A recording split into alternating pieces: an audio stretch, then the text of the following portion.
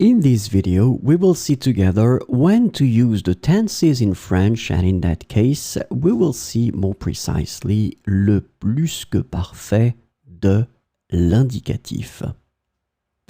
Le plus que parfait de l'indicatif, well, the first thing that we need to remember is that le plus que parfait is a compound tense. So you will have to use the auxiliary that normally we use to build the compound tenses, avoir or être. Then it expresses the anteriority of an action in relation to a past action. So we'll see an example and it will be much clearer probably. And then it allows also to imagine the hypothetical. So let's see the first example. J'avais acheté cette voiture en 2022. So in that case, you can see quite easily that your verb j'avais acheté, well, it's the verb acheter. In that case, because we told you that it's a compound tense, you can see that we first use avoir, and it's in the imparfait, and then we put the past participle acheter right after. If you are not sure about how to build this plus que parfait, I really advise you to have a look at my video. I explain you how to build it, how to construct it, and you will see that it's not really difficult. Second example, j'ai adoré le livre que tu m'avais offert. J'ai adoré le livre que tu m'avais offert. So now, have a look at this sentence.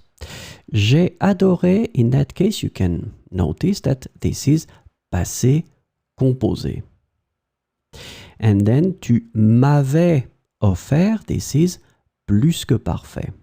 So in fact, the idea, and as it is mentioned here, it expresses the anteriority of an action.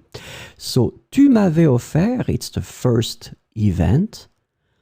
So, you had given me this book, and then I read it and I loved it. So this one is happening after. So that's the concept. First, you will have this plus que parfait, so the first event in the past, and then after that, the passé composé that arrives after.